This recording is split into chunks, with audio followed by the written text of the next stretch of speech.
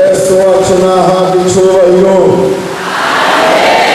Mugabo w'ibiganza mwese turamukanye muri izina rya Yesu Kristo umwami wacu. Kandi rakoze murabona ko tukuri twazirukanye umugisha hano mu gatabo w'iki gikorwa cyiza cyakorewe hano cyo kwibaruka. Hanyuma turashimira ingene twateye iteka kuba hano tukaba batumiye banyu. Icyo tubanza gushimira rero Imana yo mu ijuru yari abitwemereye ko tuba hano, kandi tugaca dushimira abungere bacu inama nkuru yabyemeye ikabishyirako igikumu iciye mu bungere bacu bakatwemera ko tuba hano, kuko turabizi ngubu barazi ko turi hano na Pasiteri Gerard. Tugaca dushimira n'undi murongozi wa hano nawe nyine yashimye ko tuba hano tukabagendera kugira ngo tuze kubafasha iki gikorwa cyiza kuko gikorera hano cyo kwibaruka. Turumvise ko ishengero ryungutse abantu 103 niko numvise byavuzwe. None ishengero rya hano mu gatabo mwese turabateje mu izina rya Yesu umwami wacu. Muribaruka. Uyu muvyeyi wa mukeje acavuga ngo muribaruka muvyare benshi Imana izobarera. Murakoze cyane. None raba umugisha w'imvura nawe uratayemwo, sinzi nk'ari inyuma, none muramuzi inyuma birabuza kirare ko mu nyumba.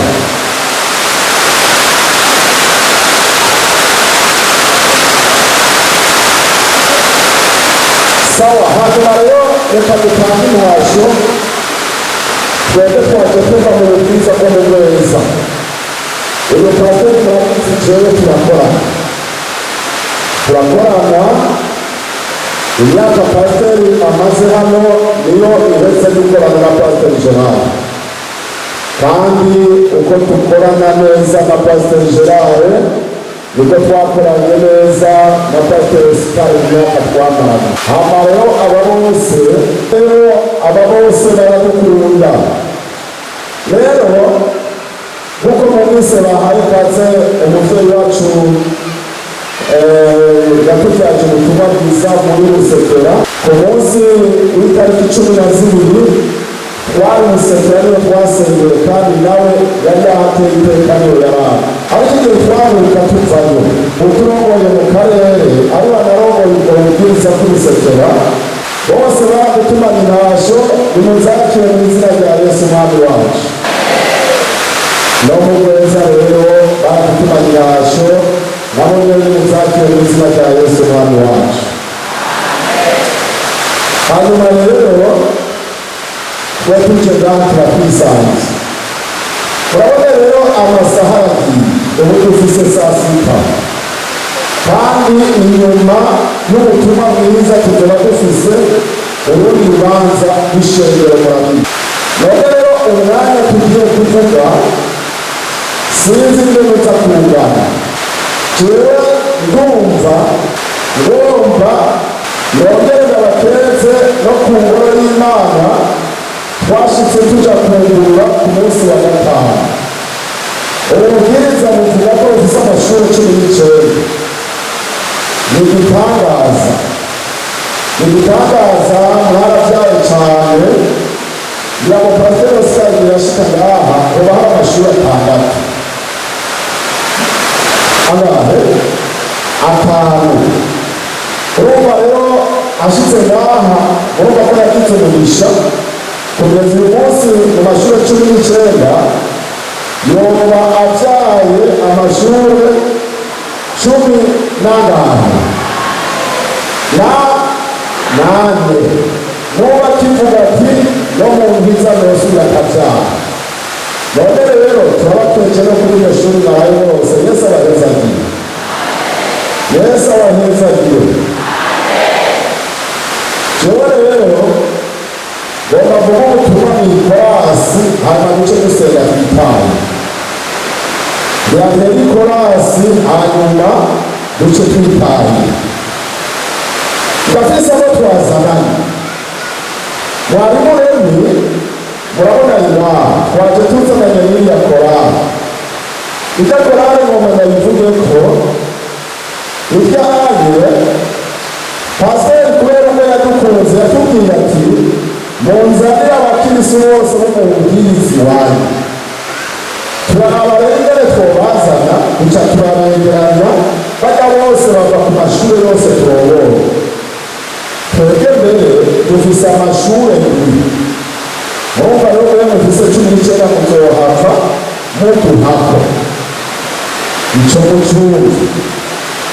Abarero duca turabegeranya baranavyemera Abarundi baremera kwegeranya baca baraza bajya n'amashure ndwi yo mu bwiza bwose dukoreramo. Hama rero twaciye tuyita korale santrale pe. Ni kuvuga ubu rero mu kwezi hari santrale zibiri, hari A na B, kandi irya twarasabye ko izobandanya kujya mbere. Abashefu bakuru ndetse na Pasiteri Gerard Remi agaca n'icegera cacu. Hanyuma bariya nabo mwabonye baza ngaha nabaza baradufasha tutariho kuko tuzenzwa yandi mabanga. Bagaca nabo nyene bitwa abashefu mugabo bari hariya. Abashefu Rokra nitwe na Pasiteri Gerard. Remi agaca n'icegera cacu. Arija korali zokwamisha Remi ntazosigara mani azokwamajana natwe nayo vuba ngo tuyamenye. Ngomba batse rero bariya twazana. Mbega muranezerewe? Jerekane muca turabe muvyerekane hano mu Gatama. Eheje baranezerewe benje nimwasura kugira igikorane muzobatumire. Yesu abahezagire. Muri mwebwe ngomba mpagurutse abantu hari ubwa mbere bashika hano kuko Pasiteri yagiye avuga ngo ndabona n'amashusho mashasha. Mbega birashoboka iminsi isibiteye. Haguruka rero turabe abantu ari ubwa mbere mushika hano.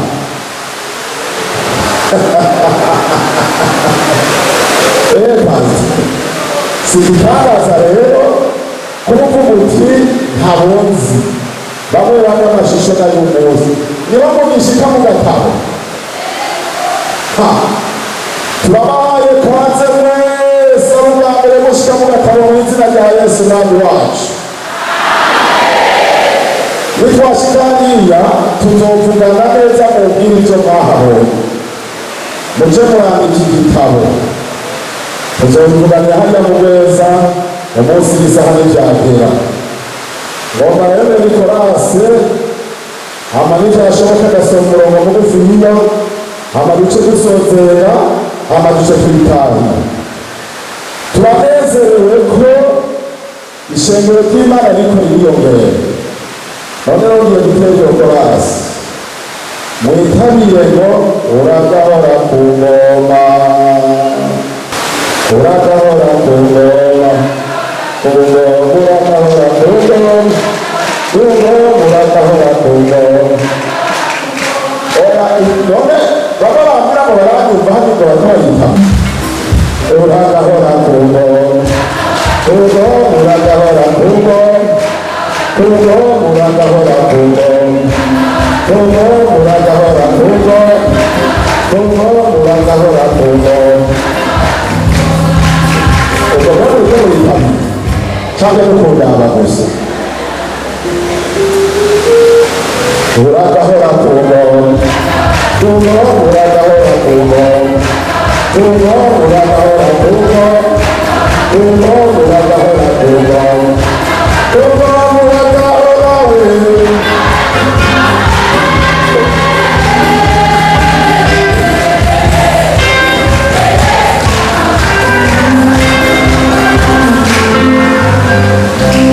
Abantu ari bwa mbere mu cyumba iyo korase mugire gutakibana uruha rwose cyane. Uwo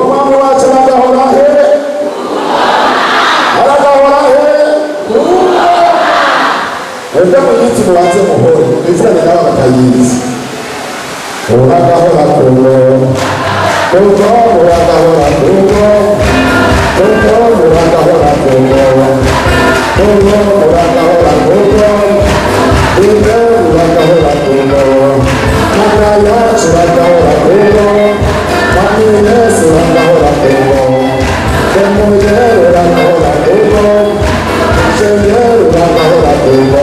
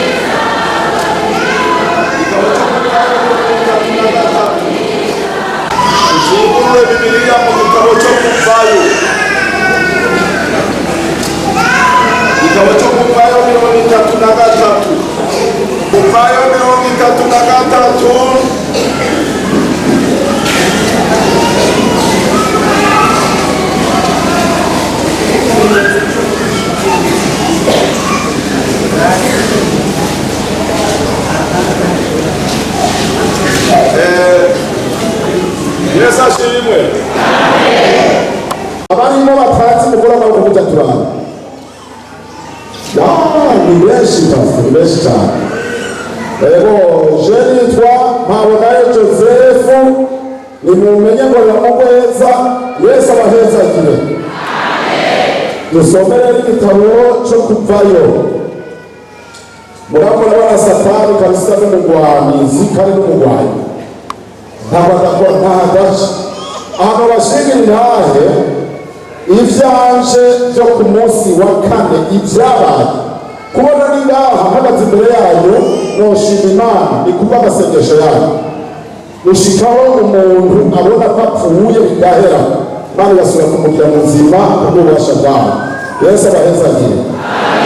Niyo mpamvu rero mubona kigwana agwanitse imbere yanyu. Mukomeze kunsengera kugira ngo ivyo Imana yateguye bishike ku bantu bayo. Yesu abahezagire. Ngiye gusoma rero amajambo y'Imana. Havuga ngo igice cya 33 umurongo wa 17. Havuga ngo Uhoraho yishura Mose ati nico mvuze naco ndagira kuko nagira umuntu nkakumenya iki izina gusenga Mana yo mwijuru. Ndagushimiye nk'abantu bose bari hano abaje kumviriza wewe. Ntibaje kumviriza jewe habanamba ntacyo mfise nobaha kiretse icyo mpaye nkabaha. Mwami Yesu, ijambo wariraze Mose ndagomba umuntu ari wawe, naje nkoreshwe n'akanwa k'Imana. Umuntu wese aze gutaha uri n'icumu ukoreye kucavutse tubiseze gutyo muri rya zina ryawe ryera Yesu, amen. Kubera navuze ngomba kugarutsa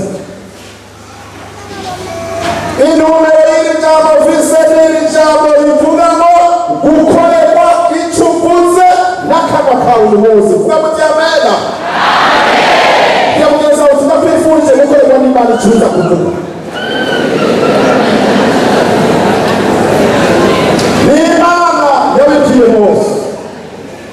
Iki gihe Imana yabwiye Mose gutya.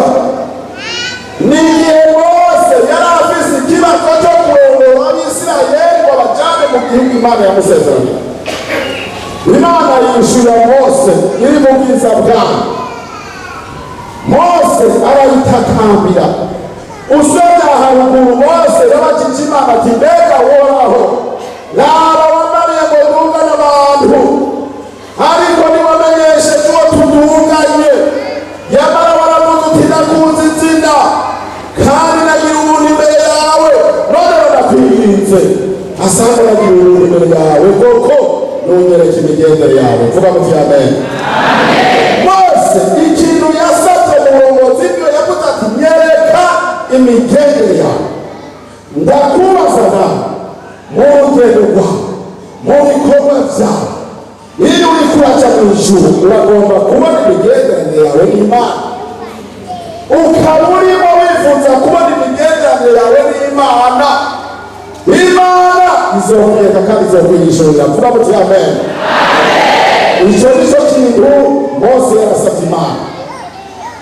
Ikindi cya kabiri yamubaza ni iki ku murongo wa 16 ngo niki cyatumye comenyekanisha yuko nagira umuntu nawe imbere yawe twari n'iryo hanga mbega z'uko twocana nawe bigatuma twari ihanga ryawe dutandukanywa n'ayandi mahanga yose ashagaje mu isi. Icyo nicyo Mose yasabye. Imana icayishura Mose ati Mose umviriza n'icyo nacyo uvuze ndagikora ko wagira umuntu nkakumenya izina. Vuga muti Yesu nahabwa icyubahiro. Yesu nahabwa icyubahiro. N'icyo nacyo uvuze ndagira nte ndagikora. Sinza guteza ngoma senge umuntu afise icyo yovuga akabwira Imana ati Imana nkora iki ukivugishije n'akanwa kawe. Imana yiteguye kugira iki ukivuga ngo bikorere bose. Vuga muti amen. Vuga muti amen.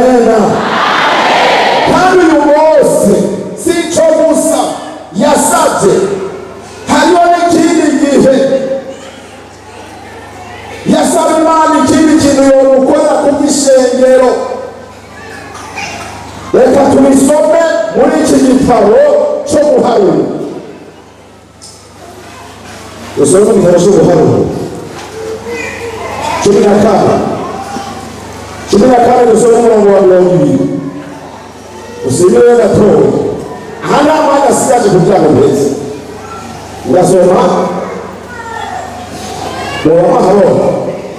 Uhoraho aramwishyura ati ndabahariye nk'ukugize. Abafise Bibiliya ndabahariye nk'ukugize. Uyu ni Mose yongeye gukorerwa icyo asabye. Igihe Imana yari yasezeraniye Abisirayeli igihugu cy'i Kanani, erega baba baje kuja kugitata. Bagiye kugitata, murabizi hari abantu 12 baseruka imiryango 10 ya Isirayeli. Mugabo bamaze gushikayo basanga ivy'Imana yakivuze ko byose biko biri, ariko ingorane yabaye hagati y'abo 12 baca baza bavuga inkuru zigase. 10 bati nivyo ivyo yavuze niyo igihugu gitema amata n'umukoko, mugabo twasanze n'abanaki kuri bo tumeze nk'inzige, nivyo ntibikunda ko twokirinjira. Abantu 12 mugabo Yosuwa na Kalebu baca baravuga bati Mose abo bantu bacereke mu cyumba ho mw'ishengero bayibutsa amahoro n'umutekano. Umiriza nivyo koko igihugu gitema amata n'umukoko nabo banakiranye, akariko nitwahima Uhoraho abo banaki tuzobaza nk'abandi umutima. Vuga muti amena. Iyo duhimanye Uhoraho byose turabishikiye kandi nta na kimwe kiduhagarara imbere. Vuga muti amena. Imana rero imaze kubona abo bantu 10 bavuze izo nkurumbi, Imana ishaka kumaramaza kubabona bose. Yabivuga ati reka abo bantu bavuze inkurumbi n'abarambi. Mose umusatsi w'Imana ndamukuru acaca imbere y'Imana ati Imana yanje ndakwinginze aba bantu ntubahonye nk'ukuvuze. Wumve niwibaza uko wivuze, uri Imana y'imbabazi, uri Imana y'ikigoro. Erega abo bahonye Mana b'Abanyegiputa na wa mwami wabo yovuga ati nivyo nicyo gituma yabakuye ino kwari kugira ngo bahonaniriziyo. Erega kandi Imana bovuga bati vyakunaniye. Nenda sema abantu batima batubahagaze ubareke kumisizi ikibabazi zabo. Imana ikabuza imigabo y'Imana ya mabe nunzenye Mose akabuza imigabo y'Imana yari yagize kuri abo Bisirayeli. Icyo shimwe Imana ngo yigaruye ikibwira Mose ati Mose nicyo nacyo mvuze ndagira ntukugize ntukusabye. Vuga muti amen. Vuga muti amena. Abakozi b'Imana turi hano. Umeza ku cyaha cyawe icyo ari cyo cyose wakoze ukakirizana ukakivuga ukacyatura, naho warisha umuntu uraharigwa. Vuga amasengesho y'abakozi b'Imana. Vuga muti amen. Uri baragwa, uri umusambanyi, uri umusuma, uri umubeshi, uragunza, uragura, wewe gusa icyaha cyawe ukakiza. Abakozi b'Imana ngaba bari hano biteguye iki kugusabira imbabazi ku Mana, kandi Imana yabahana. Yesu abahezagiye. Reka murimo abantu bahariwe icyaha cyacu bakagenda bose amahoro hejuru y'abakozi b'Imana. Urimo turagusatura umuntu yarose amahoro kubwisha abakozi b'Imana kubwira ati genda amahoro kugira ngo saturane, kuko nta n'umwe muri mwese ataciye imbere y'ibiganza by'abakozi b'Imana. Natwe rero turimo tuvuga ubutumwa aha izo twari twaracumuye kera twihanye. Imbabazi zabo zisaba ko tuna bavuze bati genda Imana yabahana. Yesu abahezagiye. Yesu abahezagiye. Wabavugera ku mutwaro wawe n'ikibazo cyawe ufise, uyu munsi ugihagurukane hano imbere y'umusaraba ubwire Yesu uti Yesu ndazanye ibigoye n'ibimbabaje, kandi uyu munsi Imana irabigukorera kuko uvuze. Yesu abahezagiye. Yesu abahezagiye. Ngo bavuge kuri uyu muntu yitwa Hana. cya Samweli. Nababwiye ko ntateja nzoba nsigaje igice kimwe tugaca dusenga Imana. Mu gitabo cya mbere cya Samweli ni igice cya mbere umurongo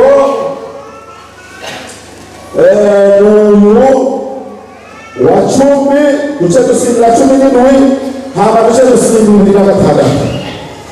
Avuga ngo dusome umurongo wa 10 dusoma ngo maze Hana asenga Uhoraho afise iki arira cyane. Hana amasengesho ya Hana arasezerana ati wewe Uhoraho nyir'ingabo niwaramuka ubonye umubabaro wanjye jewe inshoreke yawe ukanyibuka ntugibagire jewe inshoreke yawe ukandabaza umwana w'iki nanjye nzomuguha Uhoraho we abe uwawe kuyazorinda apfa kandi nawe upfuye ruzomugera ku mutwe. Dusoma umurongo wa hariya anye ku 17 avuga ngo maze aramwishyura ati nuko niwigiye amahoro Imana ya Isirayeli iguha iki urakoze cyane.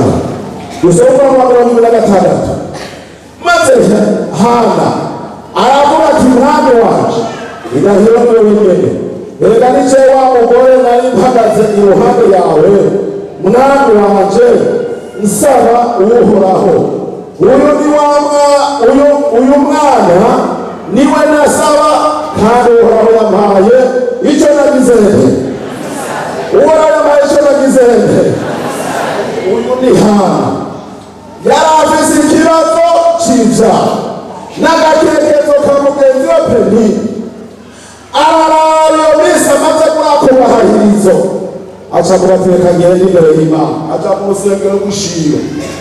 Turabona umukozi w'Imana niyo yari ariko arasenga ko bagura iminwarira avuga ati Mana ukantabaza umwana w'umuhungu nanjye nzomuguha azorinda apfa iruhuka y'Imana nta n'upfu ruzomugera ku mutwe. Hanyuma igihe yariko arabisengera abantu baramutwenga arabisigura atega n'umukozi w'Imana ntubwirwa n'umuntu w'umunyangesumbi ni jewe nifitiye intuntu n'amarira yo kwitabariza Imana kugira ngo akana k'agahungu. Umukozi w'Imana avyumvirije aca aramubwira ati ewe Hana Uhoraho Imana yo mw'ijuru niguha ico wayisavye.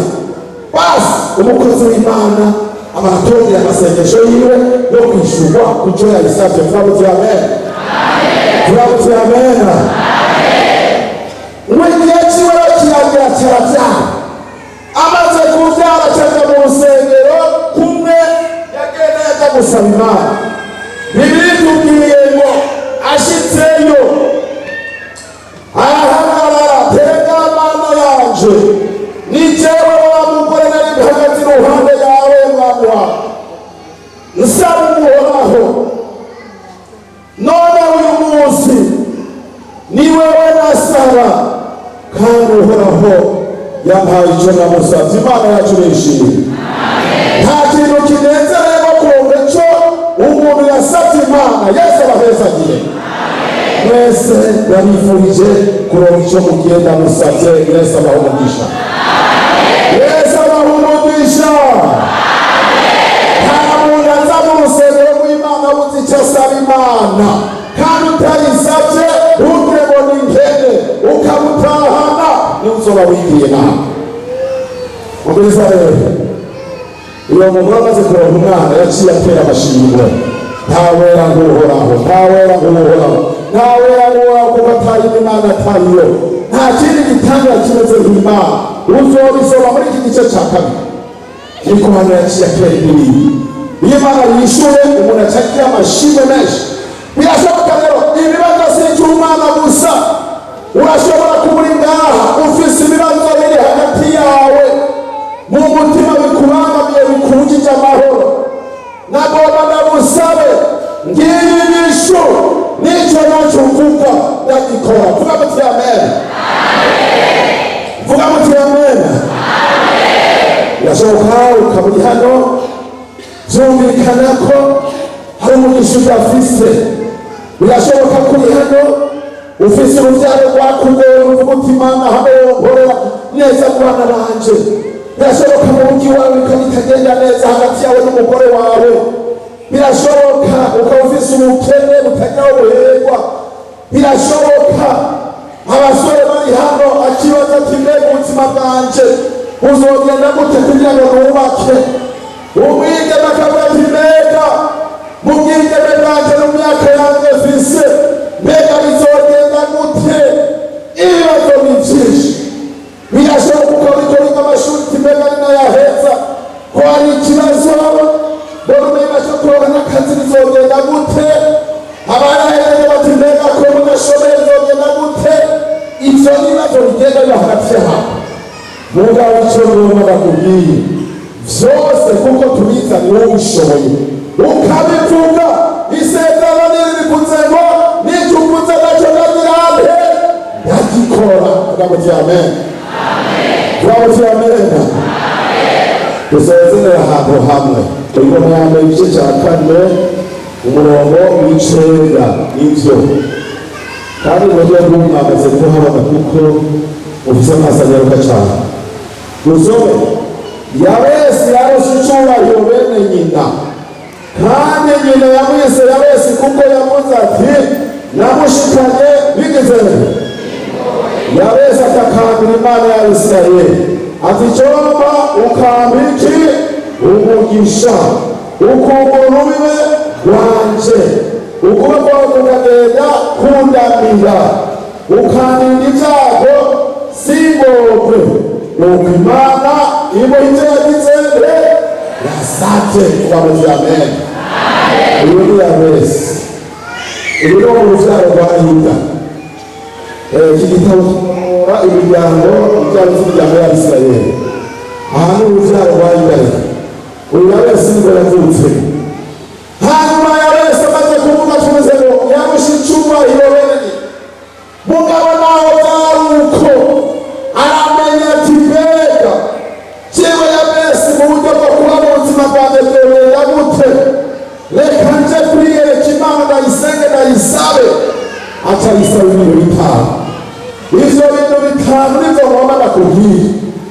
Icya mbere ngo yasabye umugisha. Umugisha ni ikintu gikomeye bene data. Umuntu ari kumugisha icyo akora cyose kibaco kuko kiri kumugisha. Vuga muti amen. Nina kuma umugisha rero mwisheke. Imana yaguhe umugisha shengero ry'Imana. Umurize kimi yarisavye aca yisaba ngo akungura urubibe rwanje. Burya mu bintu byose umuntu akora ategerezwa kwiyumvira kunguka. Mu bintu byose umuntu akora yiyumvira kunguka. Niba ari mu rubibe rw'intego kunguka, niba ari mu rubibe rw'icyo ukora ukunguka. Mu bintu byose umuntu yaba yifuza kunguka. Nanjye nabifuje kunguka mu mpande zose. Vuga muti amen. Vuga muti amen.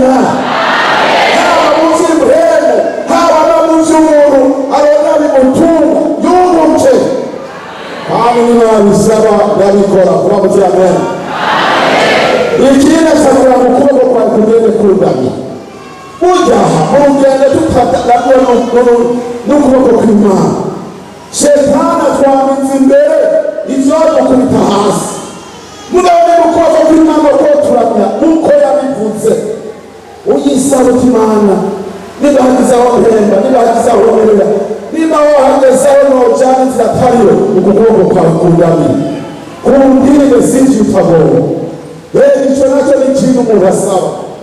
Icyo ni iya gatatu. Icya kane avuga ngo undinde ibyago bibe kure yanje Mana. Ibyago bibe kure yanje zengende numva ni kure y'ibyago.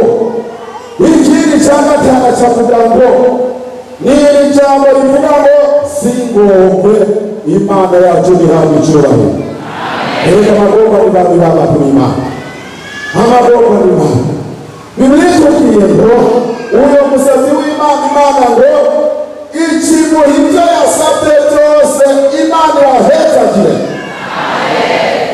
ndabasabishe abo gusaba cyangwa bose yasaba heza umuntu yumvate rero ko fise isezerano ryo kumana gusaba icyo ngoba ikatimba haba ibyaha wakoze iraguha haba mu byo wifuza bikubanga mu imbere yawe irabiguha ngomba dusengere umuntu ahari agira ijambo kashike hano tumusengere mu izina rya Yesu nicyo najukuza bagirabe ntabikora shika hano ukivunje kwanza reka nabasabikire hagabahagere wese ubiriza itakusengera abantu batatu kuko turiko turanyarutsa sengera abantu batatu n'uyu muntu avuga ati Imana ndagusabye gucyaha canje kuko bose yasengeye babandi bakaharirwa barabokuranuka nanje mpane bakigusabye irakigukora mbese neza ikindi ku ndwara kandi yashatse gusenga abantu batatu ndabasabye n'abantu b'Imana mfasha baza mureke ndabahutoro ndavuga kunywa urafise indwara yananiranye urafise indwara ikigoye uvuga uti Imana ndayirengukanye niwe ndayibwire icyo nacyo uvuze iragikora ufise n'ikindi kibazo uvuga uti hamwe yokinkorera nzotanga n'amashimwe ntangere ikigira cumi mbebe ndayigemure ndayishike n'ibyanje Imana icuza kuvugira gikora vuga muti amen vuga muti amen vuga muti amen ngomba sabe pastor wahana abadasenge munyacyaha abanza harigwe kuko bose abanza gusengera ishengero ibyaha twahanagura werekana utungu urutoke kuri icyo cyaha cyawe nyene Mana ubusambanyi bwase kumvako ubureshi bwarase ubusuma bwarase nukuri ikiga cya cyose cyature Mana yakiguhari kasengerana acasengerera aba bantu bafise indwara zanse gukira urivuga uti Mana cya gisata ndagikweretse nicyo kiragikora vuga muti amen vuga muti amen uca dusengera abafise umutwaro muravuga ati hamwe Imana yokikorera yorikora ikintu kirasaba reka nabo birasenga ndaza kubapuca senga senga izina rya Yesu Kristo Nazareti Mana turakweretse umuntu avuga ati jewe kuri itariki igicaha nacihanye avuga ati kuri itariki igicaha nakemuka imbere y'Imana barase kugira ngo bihane kandi twumvise ijambo ryawe rifite n'icyo uvuze Mana ndagikora kandi urinda avuga ngo naho uzohinda abaza kuri wewe muri Yesaya ngo naho ibyaha by'umuntu byoba bitukura bisigaye bisa n'agahama yeye kwihana ijambo ry'Imana rivuga ngo Imana izomeza yerekere asigare asa n'intama y'umweru none rero barazana ibyaha byabo by'uburyo bwinshi turabasabira imbabazi wagirira imbabazi muri byose mu izina rya Yesu amen kurahurwaye usenyuse uwo musozi mu izina ry'umwana w'Imana Yesu Kristo Umunyanazareti n'iyi saha turagomba yera usubire ukore ibitangaza usubire uherekereshe ibitangaza ijambo ryawe turategetse indwara z'uburyo bwose turategetse impwemu mbi turategetse indwara y'intakira turasenyuje umusozi turatemaganya igikiye ariko gihagaze imbere y'abana b'Imana gihagaze imbere y'izi nyenzi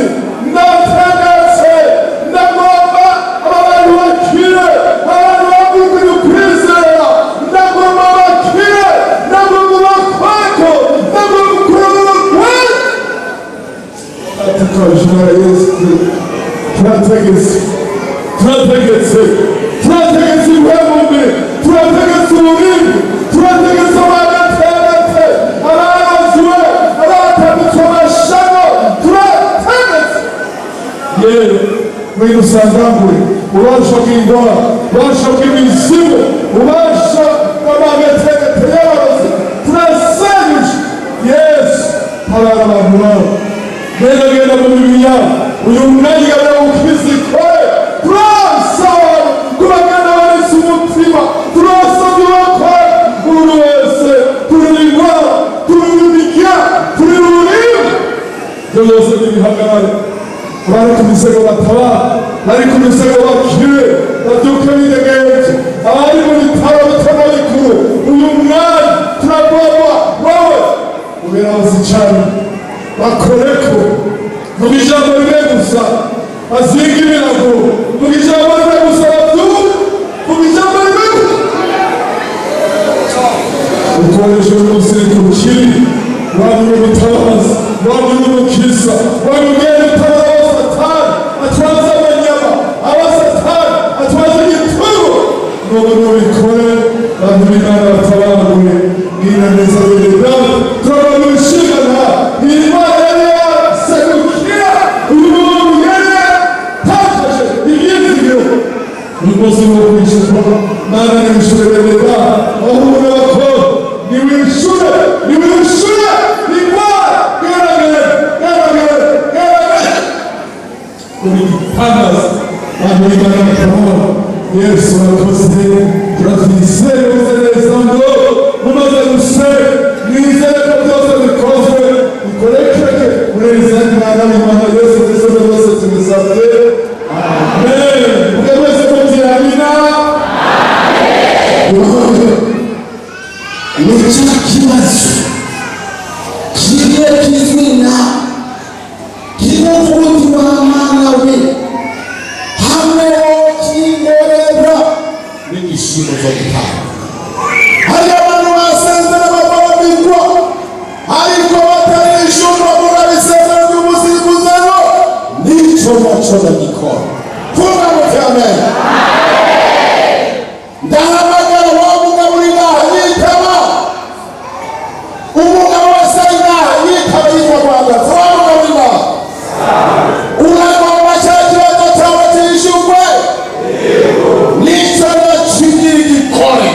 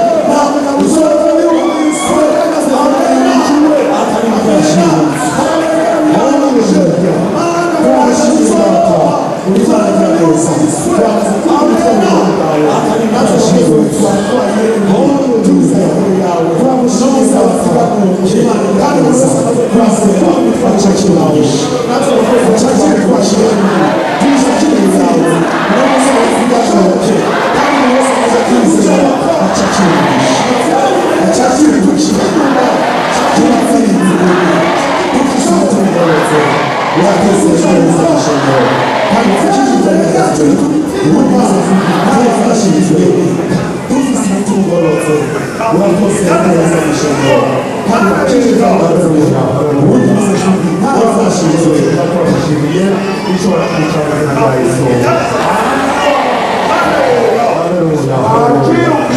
wakoze ishobora twafashije ishobora kwicara na Yesu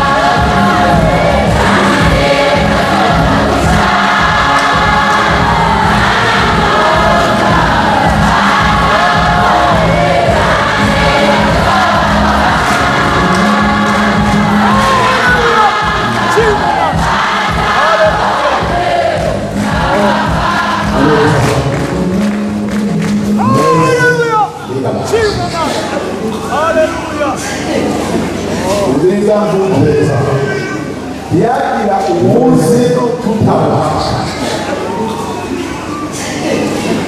umviriza aka kanya yagira umunsi tutamuhamagara ngomba muri ikintu kimwe rero turabigize aka kanya amasezerano k'amahoro birabyigumije n'icyo mumvuze nacyo ndagiyande amasezerano ndagiyande birabyigumije abimukize n'icyo mumvuze nacyo ndagiyande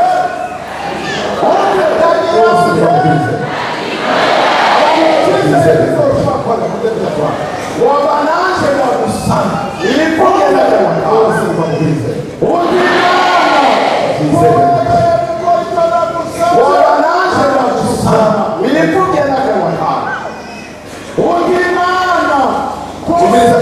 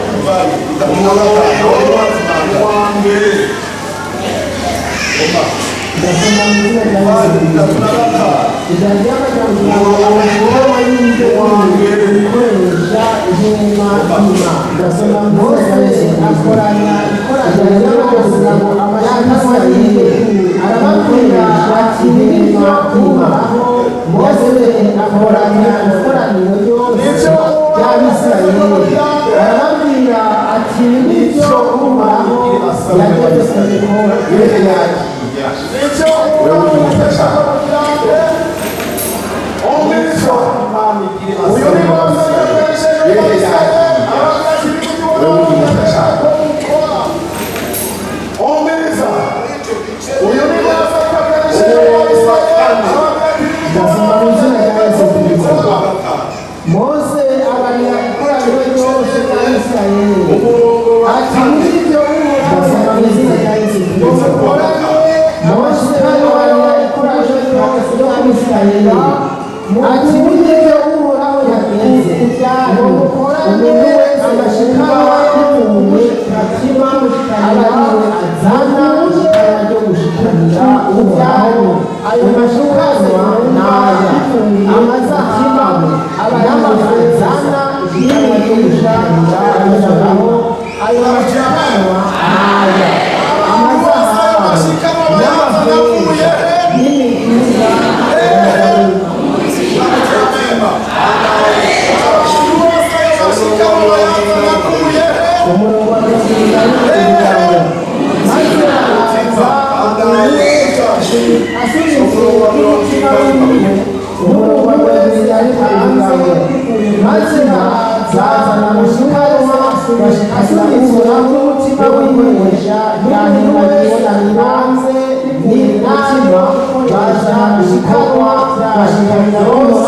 nayo gukoresha yahema ry'amambaro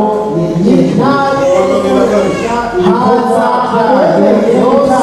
nayo gukoraho abanyamambaro yegeje haza ababikunze babikuye ku mutima abagabo benshi abagabo benshi haza ababikunze babikuye ku mutima abagabo benshi abagabo benshi haza abagabo n'abagore n'abahungu n'abaje abakobwa cyane ibijyanye byo kuza haza abagabo n'abagore n'abahungu n'abaje abakobwa cyane ibijyanye byo kuza kuko igikorwa cyo neza twazabana yagikoze no mu ngoro ya ntabyumvise mugabo iyi byinshi bakaba bagiye kugura yamukumunga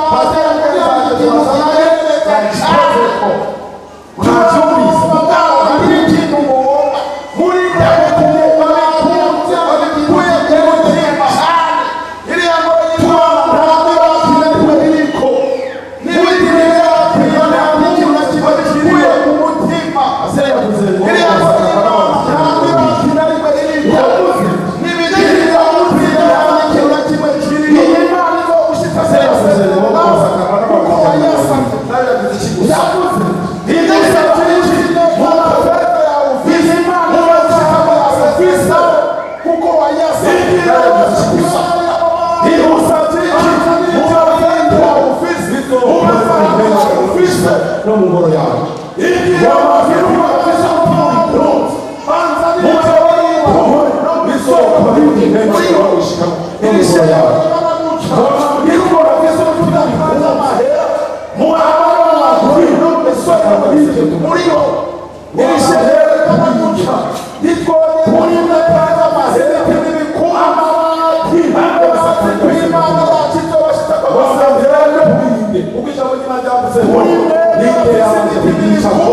nanjye nkatubanisha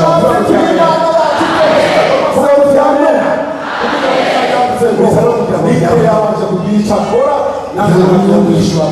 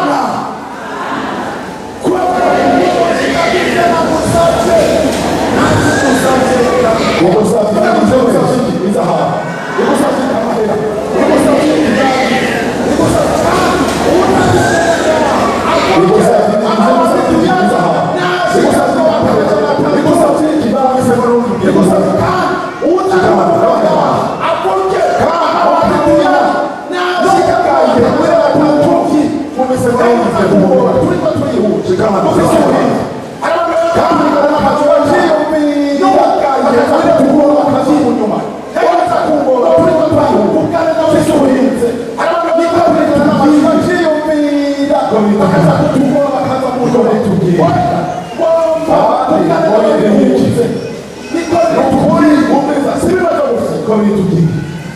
ukabona kutagirana yaguza kuba abandi kumvisa amacumu ukore uganizo kuba iko ukabona kutagirana yaguza kuba ambira kumvisa amacumu oya uganizo kuba iko yaguza kandi kama na uyo kugisha kuje kwa mumisore uyo kugisha kwa